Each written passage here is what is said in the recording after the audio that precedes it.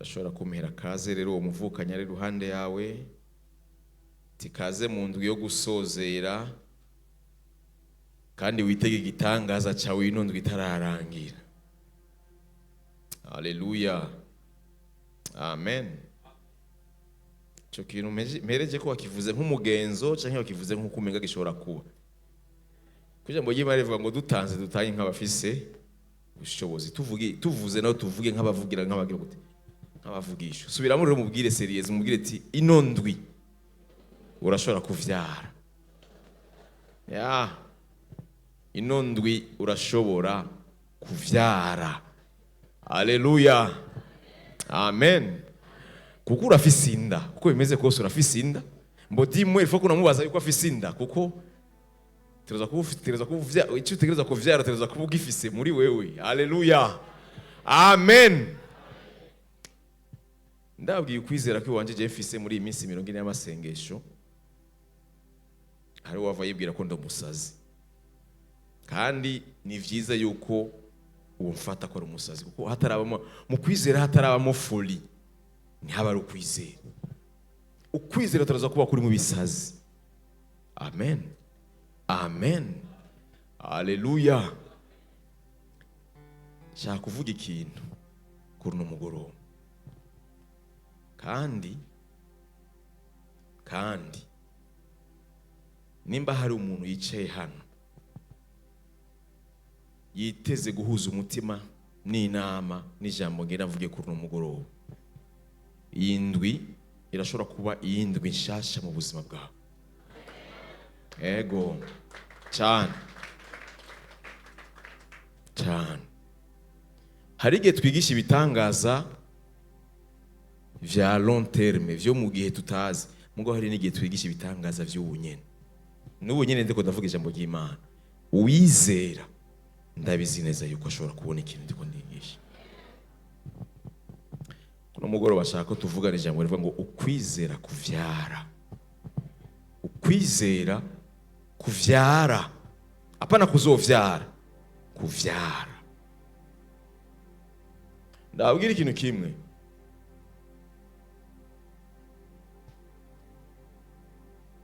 ntibibaho kuza imbere y'Imana udafise objectif. Ntushobora kuza mu ngoro y'Imana udafise ikintu cyakuzanye. Ntushobora, ntibibaho. Kubera autorite Imana ifise, ntushobora kuza imbere yayo. Mwende majambo, mu bantu bose Imana yahaye autorite, kirazira yuko ushika imbere yiwe udafise impamvu yakuzanye. Ntushobora kuvuga ngo naje gusenga ngaho kubera ngo ari iminsi 40 y'amasengesho. Oya, naho waje gusenga urafise impamvu yakuzanye. Haleluya. Abantu mwiteze ibitangaza bizoba mu ndwi imwe, mu ndwi zibiri, mu ndwi zitatu, sibo naje kuganiriza kuno mugoroba. Kandi bikunze senga isengesho riro usozera amasengesho utahe, ahasigarane n'umuntu ashobora kuvyara ubunyene. Kuko kuvyara bidepandana n'ibise ufise. Ntushobora kuva kuvyara atabise bihari. Haleluya. Hari umuntu ndiko ndavuga akanda bumenga ivyo ndiko ndavuga. Ndiko ndavuga ibintu menga ni vya bindi. Sindiko ndavuga ibintu basanzwe bavuga. Ndiko ndavuga ikintu gishobora kuvuka n'ubunyene. Ubunyene kirashobora kuvuka. Kandi apana kubwa imigenzo, apana kukubwira ngo kugira ngo juste gusa ngo yayuke. Ngo yayuke, ngo kwera iminsi 40 igeze kure waramaze kugandana. Sije ndiko ndavuga. Ndiko ndavuga umuntu ashobora kuvuga ati ikintu niteze n'ubunyene kirashobora gukunda. Haleluya, amen. Hari ijambo misi heze ryanciye mu gutwi, sinzi umukozi w'Imana arisomye, mugo ryaranciye mu gutwi numva rirafashe. Niryo shaka kudubwirako. Abaheburayo igice cya 10 umurongo 23.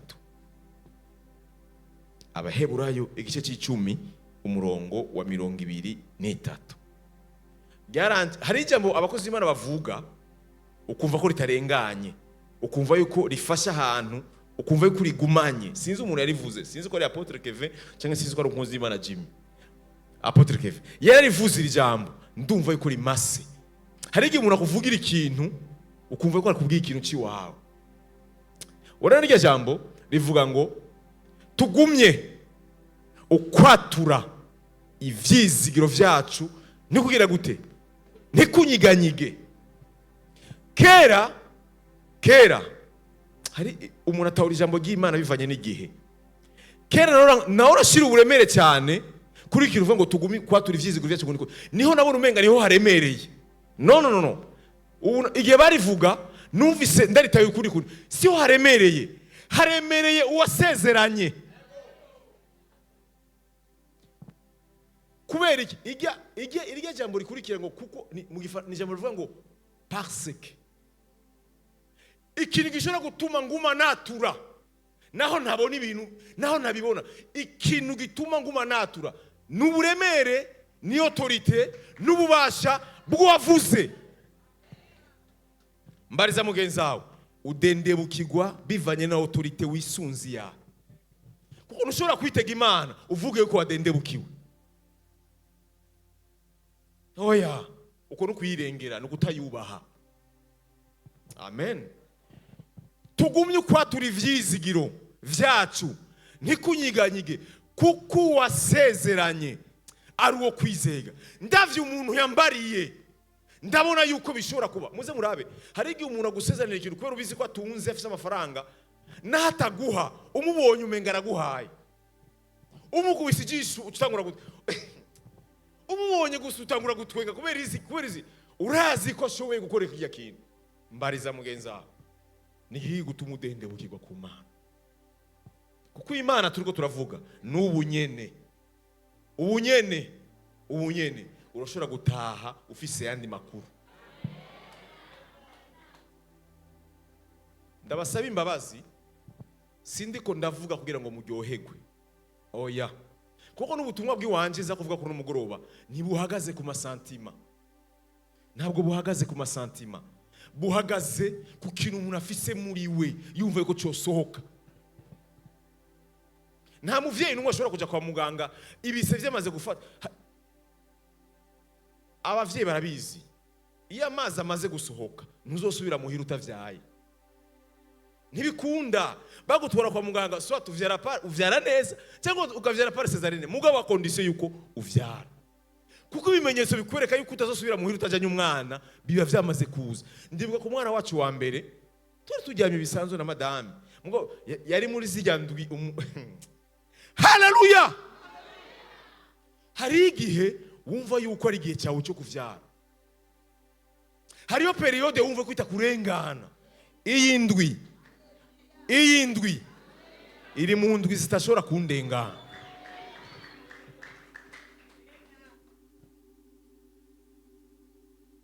Umuganga arashobora kubwira ati ebana uzovyara 2 semaines avant cyangwa 2 semaines après. Uko bimeze kose periode iyo umuvyeyi wese arabizi neza ko ageze muri iyo periode acha yitwara ukundi kuntu. Apana kubera yarasanzwe afise inda. Uviriza icyo ufise hari igihe gitwara nkuko ugomba. Hari n'igihe wumva yuko iki gihe harageze ko gisohoka. Nabo ndiko ndavuga. Abo nibo ndiko ndavuga. Apana umuntu avize ko afise inda n'umuntu abizi neza ko ari muri 2 semaines avant na 2 semaines après, nkabijya batubwira kwa muganga baratandukanye. Uwo muri iyo periode bamaze kugabisha bakuvuga ati umwanya n'umwanya urashobora kuvyara. Yari inda ya mbere turyamye, njabona amazi arasize ku gitanda. Sinzi ni Benite niwe twahamagaye. Madame Benite n'amashuka yiwe yaduherekeje. Ntiyagarutse kuko yaraherekeje umuntu agiye kuvyara. Haleluya! Imana guhezagire. Niwe twambaje mbwira mugenza uti igihe cyo kuvyara ni gihe ntibirabangura amasango ni saa 9 urashobora umwanya wose wo kuvyara uravyara. Tugiye kuryama saa 4 tuje gutera inkuru minuit umama saa 7 nsigongira ryame. Imana mbwiye uyu munsi nturyama, uyu munsi uravyara. Umunsi wo guhindirirwa izina nturabaho ijoro rigeze. urashobora kuba wibwira ngo ivyo ndakubwira ngo bidepandana na ngo nivyo ushoboye. Sindi ko ndakubwira bidepandana nivyo ushoboye. Bidepandana n'igihe. Bidepandana n'igihe. Bidepandana n'igihe. Amazi ndamona arasesetse ku gitanda. Aramvyura sheri ngo poche dezo irugurutsa amazi arasesetse.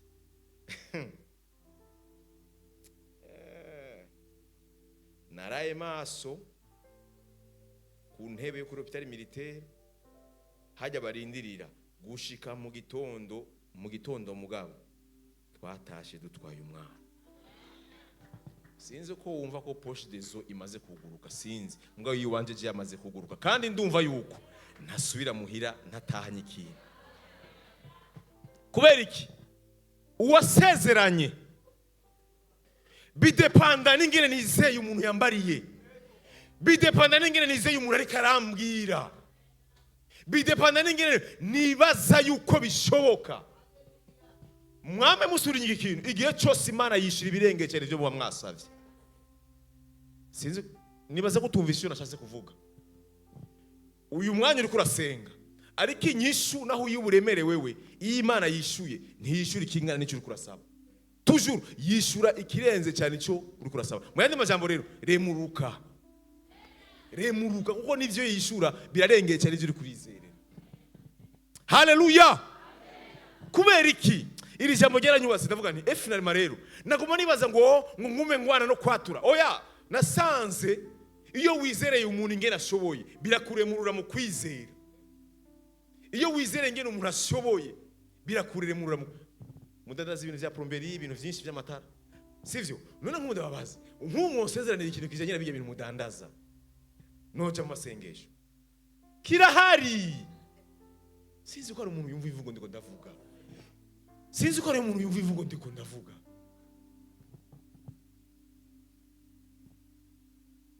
Hari igihe umuntu bakubwiye ingene ameze, bakubwiye ko bishoboye ivyo bintu.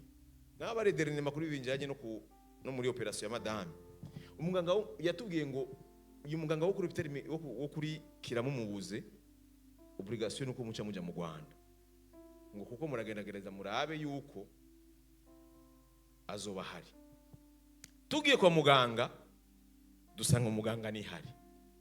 Hama reka ratuganiriza ndumva avuza akantu kavuga ngo hari akantu muravuga ukaje wumva neza ko bishoboye. Aravuga ngo ego ngo reka nce ndamunyarukiriza kuko mu minsi iza ashobora kuja mu Bufaransa kuvura. Numvise ako kantu numvise nti kumbe ashobora no kuja no mu Bufaransa kuja kuvura kuko uyu muntu ntiyoroshye. Hari utuntu tutwubaka, hari ibintu bikubaka naho murabara atarakubwira ikintu bivanye n'ingene wabikubariye ameze n'ingene umuzi. Niryo rije munavuze ivyizigiro vyanje ntibicika. Kubera iki? Uwasezeranye, uwambariye, uwo ndiko ndasenga. Hari igihe nshobora gusenga Imana nkayibwira ni ndakere kuzokima hirya yejo, muga hari igihe imbari ati uriko witwara kure kuko jewe n'ubu nyene utarinze kuntwara yige n'ubu nyene nshobora kugikora. Amen. Amen. Nico gituma ivyizigiro vy'iwanje, ivyizigiro biratandukanye rero. Hari ivyizigiro vy'ubunyene ko bishobora gukunda, n'ivyizigiro vy'uwundi avuga ati Imana nukuri turatandukanye ngene tuzi imbere y'Imana. Hari abantu bariko barasenga no muri misi ngene ko barasenga bavuga ati Imana izoba irabikora. Imana izoba irabikora. Ndarindiriye yuko Imana izobikora. Imana guhezagire ni vyiza mugabo jewe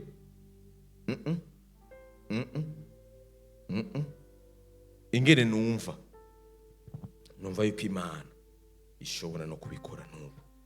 Kandi hari amabezo aratandukanye, ivyo dukeneye ngaha twese turatandukanye. Hari abantu bicenga bumva iki kintu bakeneye bagikeneye n'ubu nyene baragishaka ko kiba, ntibagikeneye ko kirinda kuje nejo, ntibashaka ko kijayo n'ubu nyene bumva bashaka ko kicoba. Iyi ndwi nibakeneye ko gihera, ntibakene ko iyi minsi 40 izohera batangura kukirindira, baragishaka ko kiba.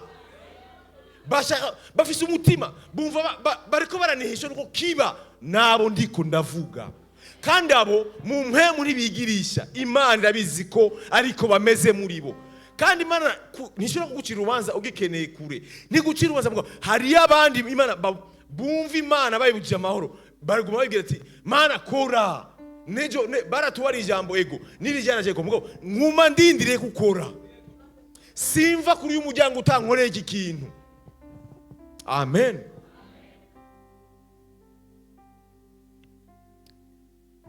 Ubutumwa bwiza bwa Luka ibice ni 11 umurongo nibaze ko nohera ku murongo wa mbere kwere ngo twumve context y'uwo mutima wo gusenga. Ubutumwa bwiza bwa Luka 11 aha hantu niriwe ndahasoma, naramaze kuhasoma, naramaze kuhigisha, ariko ijambo ry'Imana riratangaje. Uko wigisha ijambo ry'Imana kandi bivanye n'igihe ugezemo, ni kugenda utahura ibindi bintu. Havuga ngo maze ari ahantu asenga, ahejeje umwe mu bigishwa biwe, ntibamuvuga izina, umwe mu bigisha biwe aramubwira ati mugenzi, twigishe gusenga nkuko Yohana yigishije abigishwa biwe. Manuka. Arababarira ati nimwasenga muvuge muti Data, izina ryawe ryubahwe, ubwami bwawe buze. Manuka, iminsi yose uduhe ivyo kurya vyayo, uduharire ivyaha vyacu, kuko natwe duhebera abari n'imyenda yacu bose, kandi ntutujane mu bitwosha nabi.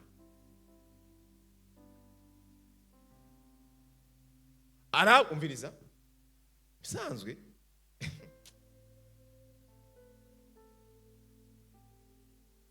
usomye bijya twasanga uyu bwa mbere, dawa twese mwese nk'abantu baciye muri Katolika, dawa twese mwize ku mutwe. Wumvise ivyerekana bigisha gusenga, wo kumva umenga ni byari bikwiye. Mugabo Imana ishimwe kubwa bigisha ba Yesu, ntiyapfa kubabwirira mu mugani gusa. Iyo babwiye ikintu yaca bagiramo ido nido kugira ngo babwire impamvu yareka babwira iki kintu.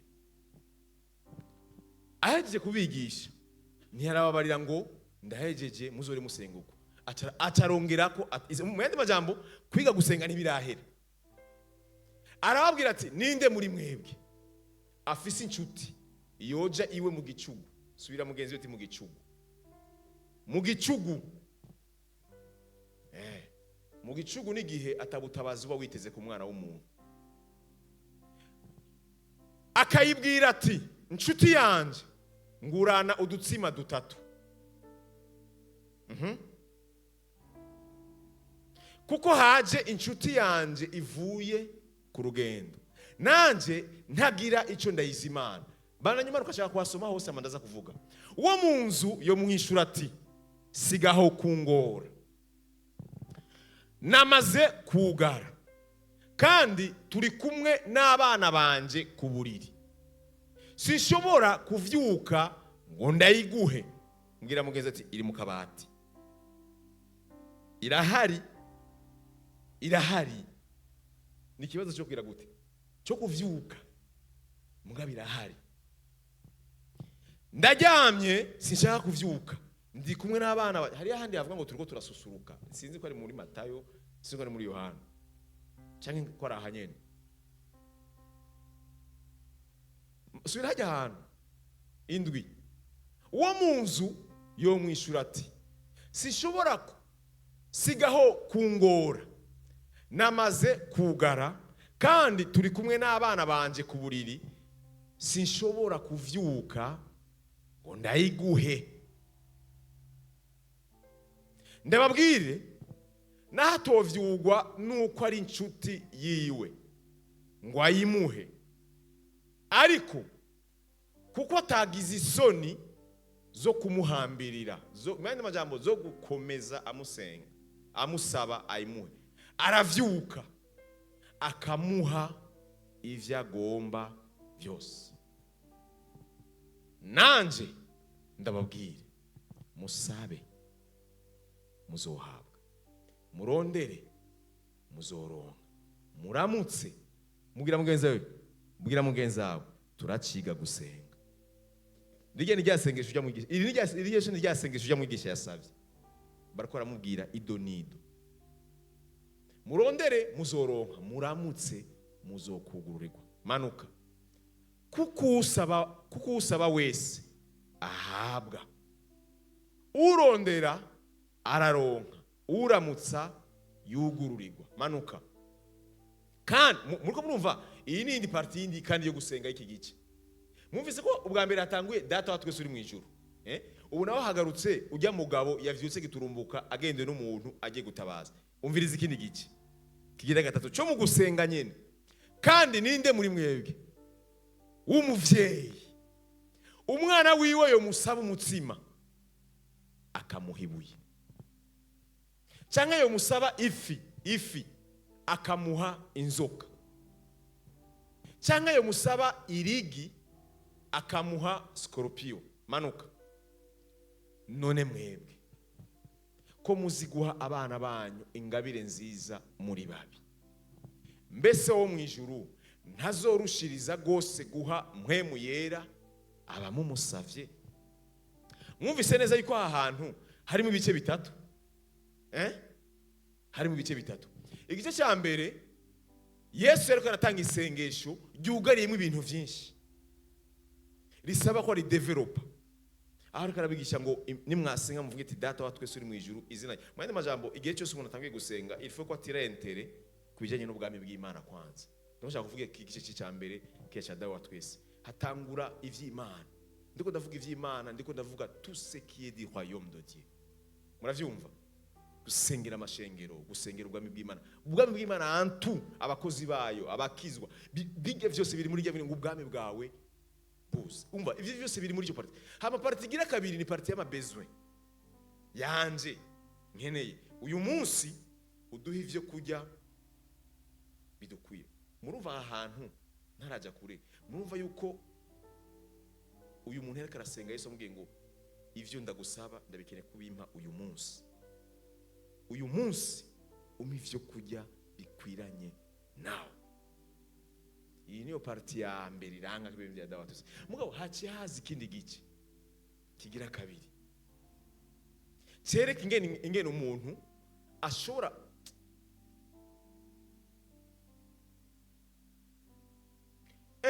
ashikiwe n'ikibazo giturumbuka mu masaha atari yiteze.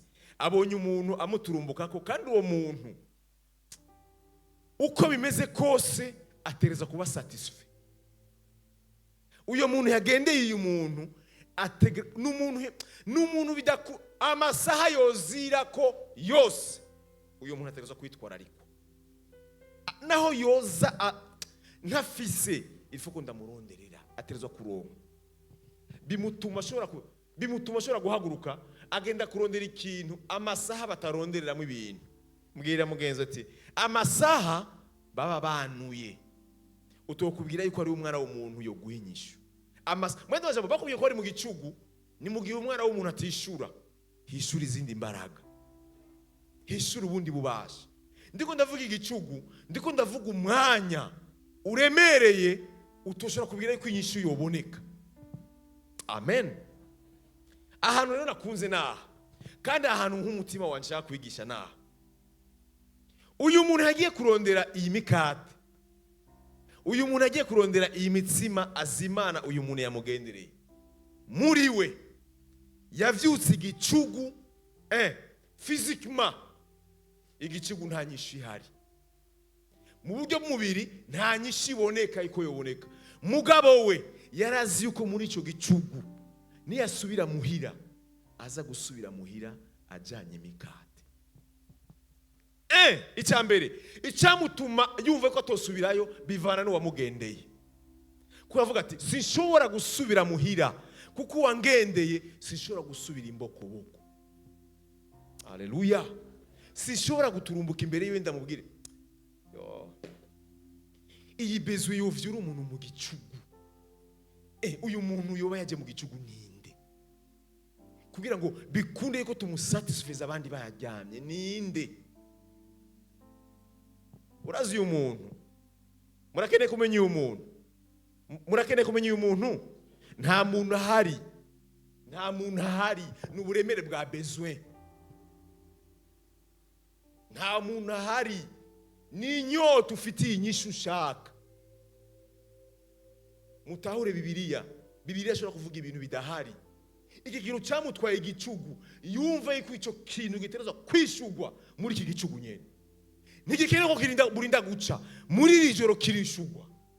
Nta muntu yamugendeye ntawe, n'uburemere bwo kwishugwa yari afise. Kandi yumva yuko ategerezwa kuvyara muri icyo gicugu nyene. Uyu nawe atubwiye ngo sinshobora kuvyuka ndayiguhe. Ikibazo si kimikate, kuko imikate yari ipanze. Yaramaze kumubwira ngo nshaka kuryama, nahi hari numva ntashaka kuvyuka. Mugabo ikibazo cy'imikate nari nje kukenera. Numvise kwihari. Ndiko ndakubaza, nanje ntibaza. Kindi baze kubaze gusa. Imana waje guso uri kurasaba. Uri kwisaba ibintu uzi kwifise? Nivyo canke sivyo? Kuko wasezeranye ndamuravye nuwo kwizegwa. Uwansezeraniye uwansanye muri iyi minsi yo gusenga ndamura sinatonze muri minsi 40 gusa ngo kubera ari imigenzo ndiko warapimye uremere bw'ikintu ushaka ukiravye urabona yuko Imana ishobora kukishura. Rega kuri imitimanya kuko no mu gicugu irashobora kukwishura. Ni gicugu Imana irishura. Amen. Kandi umuntu yumva ikintu ndiko ndavuga arashobora kuvyara n'ubunyene. Kuko uyu mugabo yamubwiye ngo no. Ingene numva shaka. Ingene jewe numva muri jewe nshaka. Ntimunjyamana. Mwibaza yuko iyi migani Yesu yayica shaka iki? Kuko titre y'ahantu ivuga ngo Yesu yigisha abigisha byo gusenga. Akavugira mu migani wo kibaza ngo hariyo ngo mu Baheburayo ngo hariyo umugabo ngo yagendewe n'umuntu. Ntawe. Nta mugabo yabayeho, nta mugabo yagendeye uwundi muri ayo masaha. N'uburemere bwo kwishugwa bw'umutima w'umuntu bwamutumye ajya kurondera ikintu ashaka atarinze kuraba amasaha. Yavuga ati jewe singene kumenya amasaha ageze kuko nubundi amasaha na y'umubiri. Je navuze ahubwo nzobwira abapasiteri bose bagira inama. Tuze dushinga umunsi wo gutangurira ko kirite no kura rwanje y'adoration ngo ntidushire ku mwanya wo guhereza. Kuko mwanya wo guhereza nawe nyimenga siwo duherezako. Tous les jours. Kandi aho rero n'amashengero yose. Kuko duheza mpemu yeravuze ko dusoze. Kuko n'igihe dushika saa 8 tukiri ngaha turiko turasenga. Iforo ko tusoje ati de 9h tant. Cyangwa bashira ko de 9h jusqu'au à l'heure du Saint-Esprit. Kuko nasanze amasa kuri handitse ngo duheza saa 8:30 sindanavuga. Kandi nawe urumva yuko atana kimwe ndavuga gikomeye. Sindanashika naho nshaka kuvuga. Haleluya. Nako ndavuga imigani ya Yesu yaravuga ibintu by'abantu babayeho mugabo ntihareka aravuga abantu, yareka aravuga attitude, yareka aravuga inyifato tukwiye kugira. Ndabasubira mu bana b'Imana. Besoin niyo yamutumye umugabo avyuka mu gicugu. Inyishu uburemere bw'inyisho ashaka nibo bwamuvyuye ayo masaha. Sinzi amasaha uri kuraraba wewe yariyo kuko no mu gicugu baravyara. N'ahantu babariye yuko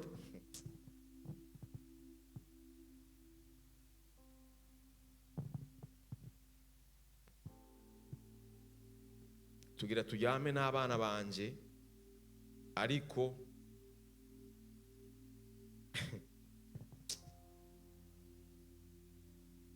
isi impweme ingene ivuga biragoye. Bisaba ko umuntu atahura. nta bana bari bahari bagira baryame, nta mugabo yagira aryama ahari. Oya, yari endurance. Ni nko kudefinisa ingene umuntu ashobora guha uburemere bw'ikintu ashaka.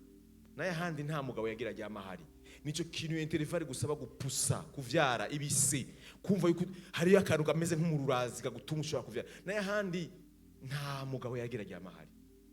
Ni intervale yereka idetermina. Musanzo uyo mugabo bavuga ngo agira aryame n'abana biwe ntaba hari. Ni determination idependa n'inyota yawe ingene ingana. Eske ko agira aryame uava mwemera ko aryama canke ntajyame, nta wararyama ahari. Nuko ushobora kuza uyu munsi ukavuga ati nasenze ntacyo mbona, nejo uzosubira kandi senge.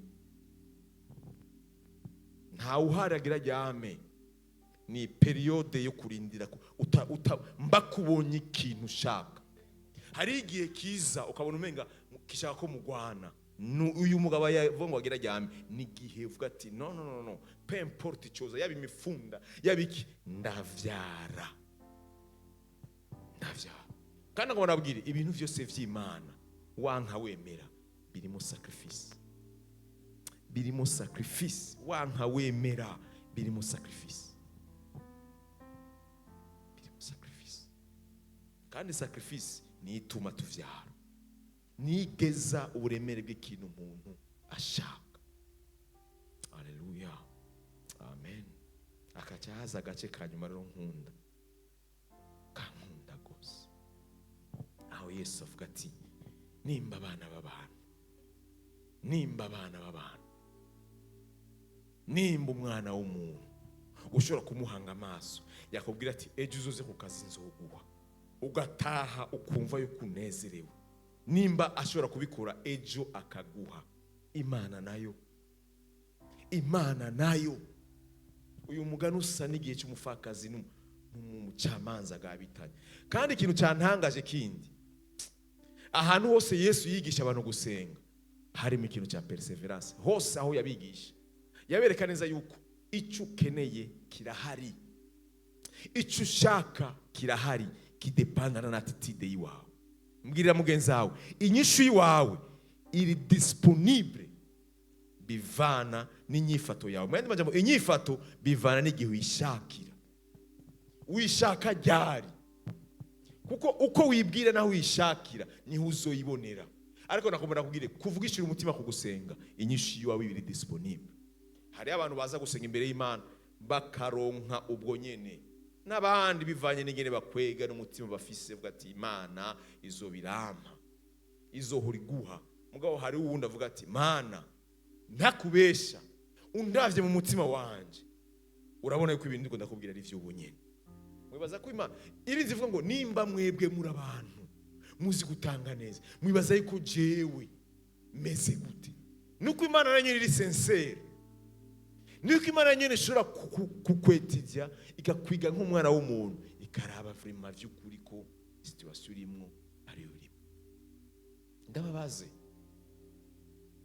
jera nifise confusion, ndiko ndiyumvira aya mafaranga bambariye yo kuvuza umudamu nayo ngira pour le moment, mugabo bambariye ati ejo niho ntegereza kumubaga. Yambare ngo okay pastor, urabona rero ejo muzoze ndamubage. Nanje ubwenge bwagiye ntego era bandabereka. Mwibaza ko ari iki cyatumye nemera ko ejo bizokunda? Naravye uburemere bw'ikibazo yambariye ko gihari. Hari ahantu yambariye ndumva ndavuga ni oya ntibirara. Ngo urabona ibindi ko ndakubwira, ngo urashobora kubona akakabuye kaduze akinjira mu mutsi bikanga. Amaze kuvuga uko kabati rero ngo ifuko ndamushira ngo ejo sanga ejo 14 ushenda mubaga. Nta vyimviro vy'umwana w'umuntu vyaje kuza mu nyuma namaze kugira gute? Nemeye. Kubera iki nemeye kubera numvise danger. Sinzi ufise mwana wangu nababwire ikidusunika ikiye kintu kidusunika niko kituvyarira uburemere. Igira umuntu yumva ababaye ahageze niho havyara, sukuza gutonda imisi yose. No n'ububabare bw'ibise. Kandi umwana avuka iyo ibise vyamaze kuba vya bindi vyarengeranye niho umwana avuka. Allo, amen. Amen. Amen. Imana sicyo kibazo. Imana sicyo kibazo. Ikibazo nibise vyawe. Mbwira mugeze ati ikibazo kidepandana nibise vyawe. Kuko ari igihe dutanga ijambo ry'Imana umuntu akaryakira avuga ati rizoba riraba. Haro mugabo je ndumva ko ari umuntu ndiko ndabwira kuri no mugoroba afise haje yo kuvuga ati no. Oya. Ngira ndabwiza ukuri. Imbere y'Imana n'Imana irazi umutima wanje. Sindapanga imyaka myinshi yo gwabapangaye kuko ntayo nzi Imana yateguye ko nzopanga. Kandi sinkene no kwimenya. No kuri sinkene no kwimenya. Ariko ingene je numva shaka ahantu hiwanje mba. Numva arivyo nshaka. Numva arivyo nshaka. Sinkene kuvuga ngo so wawe ngo yapanze imyaka 200. Ntayo nshaka. Ntavyo nshaka kuko abantu bakera babaho imyaka myinshi. Ubu yaragabanutse. Kera ashobora kumva ngo Metusela yabaye imyaka 900 nta Metusela kibaho muri no myaka. Ubu mbwira mugenzawe amabezo na yakare kwishugwa ni kare. Ari ibintu wirimi tukibira ngo nzoba ndabironka hageze. Urashobora kubironka kuko ubwami bw'Imana buratandukanye n'ubwami bw'isi. Hari umuntu afata isi y'imhemu akashaka kwitwara en parallelisme avec n'isi y'umubiri. Ntibijyana. Yesu yabwiye Nikodemo nawe ati umuntu agiye kuvuka igihe je ndiko ndaza n'umuntu w'imwemu ameze nk'umuyaga. Ntumenye ngo yavuye ngo ariko ajino. Arashobora kugucako wamubonye ngaho. Umuntu w'imwemu n'umuntu ashobora kuvyara umwanya n'umwanya. Sindiko ndavuga ngo ivyo kuja kuvyara mu mubiri. Nikodemo araburira. Yesu aramubaza none Nikodemo ndiko ndakubwira imvugo we ko wigisha ivyageze ibi ndiko ndavuga ntavyo wumva. Nikodemo ntavyo numva. Rega kwitiranya isi y'imhemu n'isi y'umubiri. Oya biratandukanye. Kuko isi y'imhemu irangwa n'ibisazi.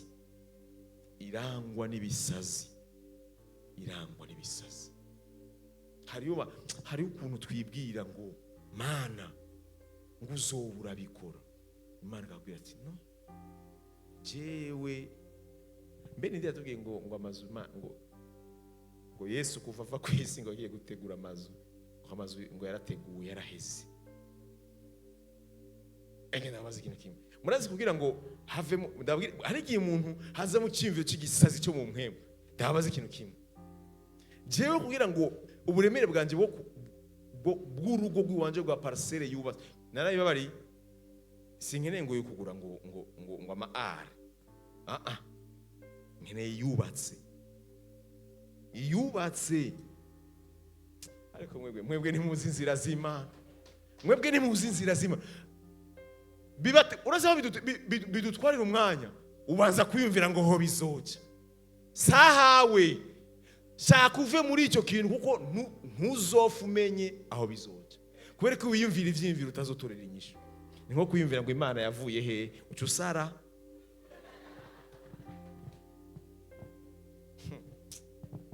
Utangiye kwiyumvira ngo mbe Imana ngo mukunyishura uzobikora gute? Mbwirira mugenzawe. Utangwe kwibaza ngo mbe uzobikora gute? Ngo ibi bintu ko biremereye ngo Imana uzobingirira gute? None utangiye kwiyumvira ivyo mwisi imwe mutangiye kwiyumvira mwe nuko. Urazaho ugaruka kwiyumvira mbe Imana wavuye he? Ni uhereza aho naho hakurikirana etape ikurikira. Muri centre niyo bakwimurira.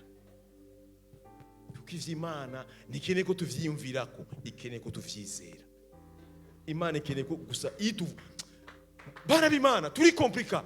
Imana ninga kugira uvuga nti Imana yizanye ijambo izana ikintu uko we kabiteze kugira gute gutega amaboko kugira gute kacaki we ntabindi Imana ikeneye wikene ko waki ntikeneye kuvuga ngo no ntavyishaka we ikeneye ko utega ibiganza ikaguha. Allo amen. Ndangiriza ahantu Vyakozwe n'intumwa 14 murongo w'8 gushaka ku murongo w'10. Ahantu nahasomye sinarinzi ko hariho bijya bintu vy'ijya competition dora dutegura naha nyine nego ndahasoma njambona bihuye na competition dora dutegura byo turiragira mantre marige tugira ama equipe abantu bakagenda baratora. Rero nasanze izina rya competition dora dukora ryanditse aha sinarinzi natwenze ndi mu cyumba ndiko ndasenga kumbe biva ngaha. Umviriza ahantu mumvirize ikintu ndiko mumvirize ikintu mu yandi majambo ijambo giwanje ryo kuno mugoroba ryugari aha ilusitila hari umugabo yararemaye ibirenge uhereye aho yakaviriye mu nda ya nyina. Mbwirira mugenzi wawe n'umugabo atari bwatambuke n'umunsi n'umwe, ntazi gutambuka ntaraguta gutambuka ngo basi ngo ahaguruke ngo acagwa ntivyari bwabe. Mu nda ya nyina naho yari yarigeze gutambuka manuka. Uwo yumva uwo muntu yicaye hano. Igitangaza kene kuguta ntacarakira mu buzima bwiwe, kirashobora kuba kiremereye gusumba ico yoba yaramaze kwakira. Ico kuri we n'ubunini atarashikamo canke n'igwego atarabona, n'ahantu yifuza kwinjira nta nzira abona ijayo. Uwo yumva ntiyumvise Paulo, yumva Pastor Jean. Umviriza ahantu kuko ijambo turizana mu gihe. Uwo yumva uwo mugabo yaricaye ntaratambuka n'umunsi n'umwe ntaranabipima.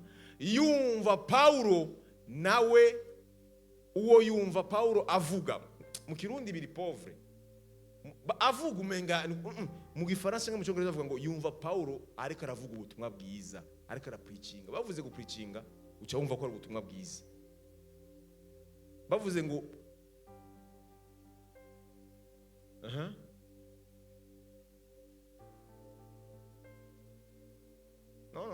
no iyo Bibiliya iri pauvre.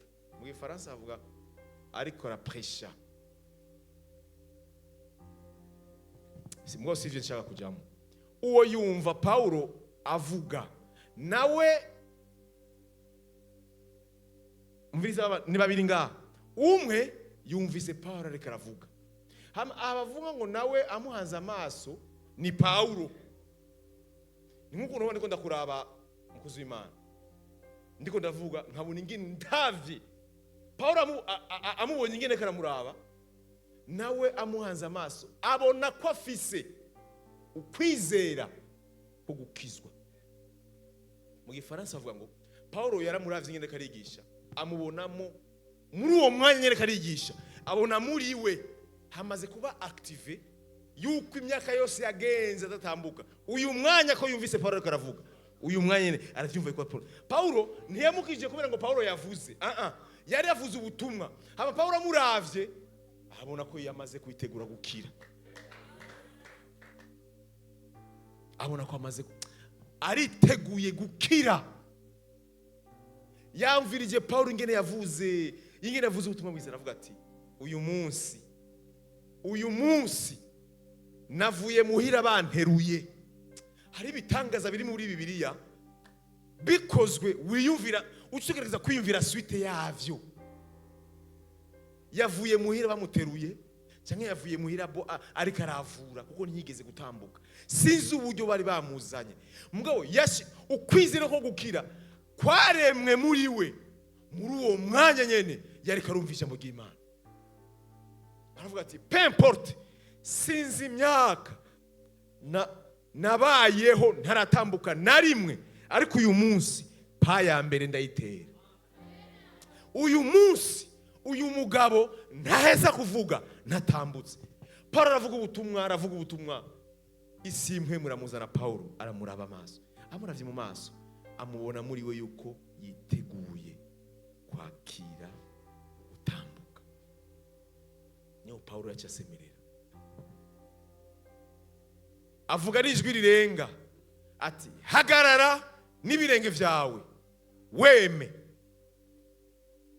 hagarara n'ibirenge vyawe weme. Mwende majambo, sinitayeho ingene uburemere bw'ikibazo, nitayeho ico nakubonyemo. Benshi ngaha mujwe kwishugwa, muraraba ico mukeneye kikababuza kwakira ikintu mwiteze ku Mana. Imana ikeneye kubona ukwizera kw'ico kintu ko gishoboka.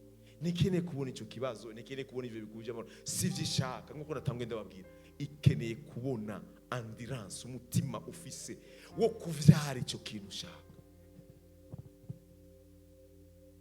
Nico kintu Imana iraba, nico kintu Imana kuri no mugoroba irikirara. Kuyu muntu amaze imisi 40 ariko araza kunsenga, yibwira iki gitangaza canje kizoba ku munsi wa nyuma w'imisi 40. Nagomba ndababwira no ku munsi wa mbere w'imisi 40 igitangaza kirashobora kuba. No ku munsi batangaza ngo imisi 40 izotangura kuri itariki, urashobora kuvyara imisi 40 itaratangura. Nagomba ndababwire neza ko kuvyara kwanje, kuvyara kwawe kudepandana n'ingene nitegura ico kintu ngira vyara. Ingene nitegura ico kintu ngira vyara. Uyu Paulo yaramuravye aravuga ati naho nigishije ndamuravye ndabona yuko uyu iri joro ashaka yukima ese icoma ukagira uwo mutima, icoma ukagira iyo determination, icoma muri wewe guhera kuno mwanya ivyo wari kuribwira ngo bizoba muri ino ndu, icoma kumva yuko no muri uyu munsi bishobora kuba, kuko umunsi nurahera. Amen, amen. Paulo yaramwitegereje aravuga ati ndamuravye umuntu, ndamuravye umuntu, ndabona yuko yiteguriye guhagarara. Ntiyaraba ngo amaze imyaka ngo atagenda. Uyu yaratandukanye na wa wundi, uyu yaratandukanye n'iryo kwidengera icipedesi. Baratandukanye, baratandukanye, baratandukanye. Ugiye agiriye ubuntu kuko yari n'umunyavyaha, n'ubuntu bwamufatanije kugira ngo Yesu aze kumuraba. Harimo kuko yaranamubwiye ati genda ntugasubire kandi gukora ibintu vy'ivyaha. Ariko uyu inyishu yiwiwe uyu kandi aratandukanye n'igihe cya Petero na Yohana, aho babwikira imuga barakibwira ati ifeza n'izahabu ntavyo dufise. Bibiliya kandi ivuga yuko kijya kimuga cyabaravye kibaza ngo gihabwa amafaranga. Mwende majambo urumva yuko même si baronse igitangaza, hari igitangaza giherekejwe n'ubuntu entre parenthèses buhari. Mugabo uyu mugabo ubutumwa yarumvise ijambo ry'Imana avuga ati ko ndaryumvise nirigenda ukunyene, iri numvise uyu no mugoroba riramvyarira. Nkuko yafashe avuga ati Paulo sinzosubira kandi kumubona, ndamubonye aryo rya nyuma, nzosubira kandi kubonana. Ko namubonye umunsi wa hari abantu muri Bibiliya barenze. Urazi kubura kuravuga ijambo ry'Imana kumva umuntu akubwiye ati mu mpewe y'ukumva arakubwira ati ndavyara. Ntihari bwabone, Bibiliya ivuga ngo yumvise Paulo ariko arigisha, aramwumviriza, yumvise ivyo Paulo ariko aravuga, arumva yuko mu vyo Paulo yavuze uyu munsi ashobora guhaguruka agatambuka. Imagine la suite rero, nimwiyumvire. Nta numwe yari yamwiteze ko hava agaruka muhira atambuka. Nta numwe yari yiteze yuko ahava atahaza ku maguru yiwe. Arashobora kuba yari umupapa, cya wiyumvira abona abana biwe bamusanganira babona atambuka. Kubera iki? Yahawe igitangaza n'ivyo yumvise uwo munsi nyene. Bidepandana n'umutima wawe. Hari uwumva amajambo y'Imana iminsi yose, hari n'uwumva ijambo ry'Imana rimwe kavuga iri rimwe numvise ndumva yuko ivyanje ari muri uyu munsi nyene. Amen. Ese Imana yobona ico kintu mu mutima wawe? nimba uri keneye kuvyara Imana yo bibona ikabura vy'ukuri kukeneye kuvyara. Ego ahantu harakwemeza neza yuko n'igihe umuntu aba ariko arigisha ijambo ry'Imana igitangaza gishobora kuba, igitangaza gishobora kuba, igitangaza gishobora kuba. Ndababwire ndavye ivyo nabonye ku bandi Imana yabakoreye, nkaca ndabivanga n'ivyo nabonye Imana yankoreye. Nabonye yuko ibintu byose bishoboka mu mwanya wose, ko bishoboka bitadepanda n'ubunini bw'ikintu, bidepanda n'ingene jewe ndabishaka. Narayibonye ko bishoboka. Iyi Imana tuza kurondera ni Imana ishobora gukora ikintu bivanye n'ingene ugishaka n'umwanya ukigomberamo. Haleluya. Kubera iki? Uburemere bunini ndabushira ku ijambo ry'uwavuze. Uburemere bunini sindabuha ingorane, sindabuha ikibazo, ndaba ijambo ry'Imana mba ndiko ndumva. Amen. Ndababwire iri jambo ry'Imana ndiko ndavuga, iri jambo ry'Imana ndiko ndavuga, murabona ko rikurikiye mu kanwa kanje? Rikurikiye mu kanwa kanje, sivyo? Meme sigaciye mu kanwa kanje ntagizeye, meme se ari je narivuze ntagizeye, nta kintu ryoma kugira mumenye neza yuko ikintu ndiko ndavuga ntabwo ari ikiwanje, ntabwo ari ikiwanje. Meme si jewe ndiko ndakivuga ntacizeye, nta na kimwe kimwe. Ndashobora kutakizera uwundi akagizera ari je narivuze, dukeneye ibintu bimwe, je sindabironka mugabo uwundi akabironka. Kugira mwumve neza yuko uyu mwanya si umwanya w'umwana w'umuntu, si umwanya w'umwana w'umuntu, si umwanya w'umwana w'umuntu, ari umwanya w'Imana ibiriko iravuga. Kandi nagomba ndababwira ikintu kimwe, iri jambo nari jambo mvuze, umuntu afise umutima wizera, ukwizera gushobora kumukiza muri we muri uyu mwanya, hari ikintu yava arimo. Ndababwije ukuri imbere y'Imana, hari ikintu rimuvyarira, hari ikintu rimuvyarira kuri mugoroba, hari ikintu ritanga.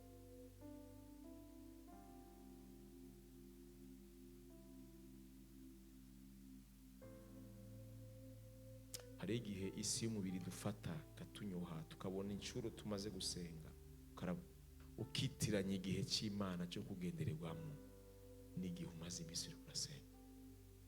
Igihe cyose Imana ivuze ibihinduye igihe, igihe cyose Imana ivuze ibihinduye igihe. Naho wova aho uvuye ubu nyine bagiye kubwira ngo solution yafashwe niyi, ugahura n'ijambo ry'Imana rikubwira ngo solution Imana yafashe nayo niyi, nagomba ndakubwira naho uvuye ku muntu yakubariye, subira inyuma ijambo Imana iba yakubwiye.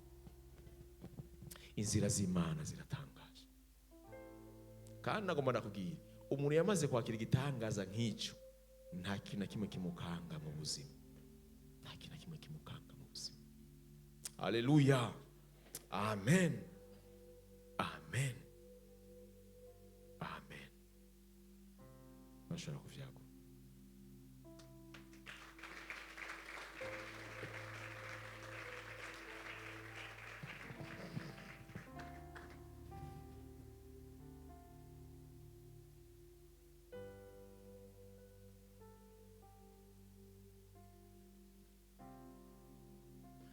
Ndababwira ikintu kimwe, ndababwira ikintu cy'ibisazi. Muribaza neza yuko umuntu atararonka umwana, yaramuronse arindiriye uwundi. Mwibaza yuko periode abayemwo ataragenda mu isoko agura impuzu z'umwana azishire mu nzu, na periode agiye kuzigura atarasama akazigura akazizana mu nzu. Mwibaza ko bisa? Mwibaza ko bisa? Mwibaza ko ibyo bintu bingana? Ntibingana, ntibingana. Hari ikintu bita ubusazi. aho ndavuze indi dimension yo kwizera. Umuntu aba avuga ati hari ikintu ndindiriye ku Mana, hari ibintu Imana irabe akavuga ati byemiri Yesu avuga ati ukwizera kwawe ni kunini nyina wanje. Hari ibintu hari bitangaza vyege bivuka bivanye n'ubusazi bw'umuntu. Amen. Uriko uragenda kubikora wibaza ngo ari isoni ziyava zinkurikira.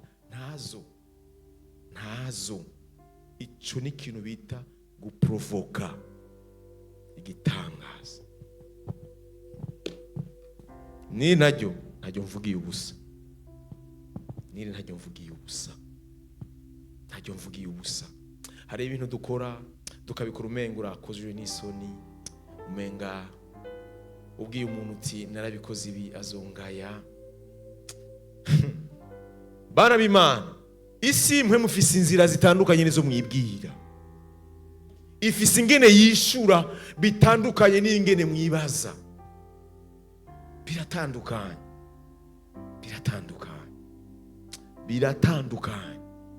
Hari igihe Imana ikora ikintu kiri mu bisazi vy'umwana vyo kwizera.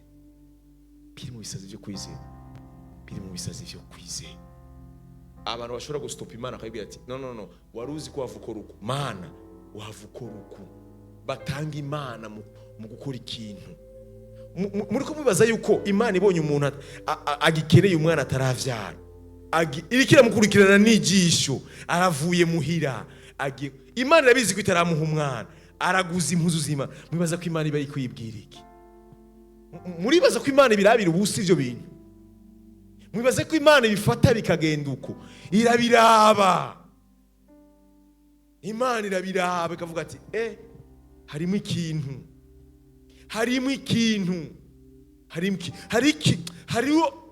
Ni wa muntu yavyuka mu gicugu. Mana sisubira inyuma, ndafise ikintu nshaka. Mwisi y'umubiri barashobora kuvuga ati ubugi wavyaye iki, wasamye, umuntu ashobora kuraba mwisi y'umubiri akavuga ati hari ikintu cyabaye kitari cyo, mumurabe neza mu mufuzi. Nta cyabaye. Naje mu gicugu, ndakeneye gusubira inyuma afise imikate. Naje mu gicugu, nararondeye Imana mu gihe cyuko vyo kunda yuko ndavye igihe Imana vyo kunda ko yishura, ntaye ndabona, ngira ndayirondere rero mu gihe vyitwa yuko idashobora kwishura. Iyo niyo bita dimension de la folie, kwizera.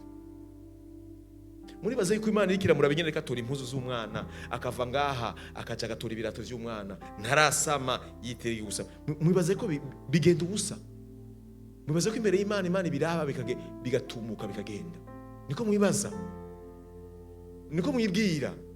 Imana irazi gusesa imitima, irazi kuraba inyota y'umuntu, kandi Imana mu vyikunda irakunda acte yo kwizera.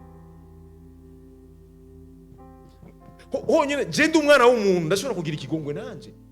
Uyu muntu arakomeye, uyu muntu aratangaje, nta kintu afise, ariko arakuri react. Je umuntu Imana yatubwiye ngo none ko muzi gutanga ivyiza muri babi, mwibaza yuko je nanje.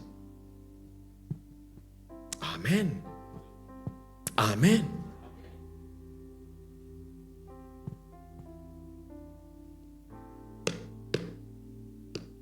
Joro ryiza.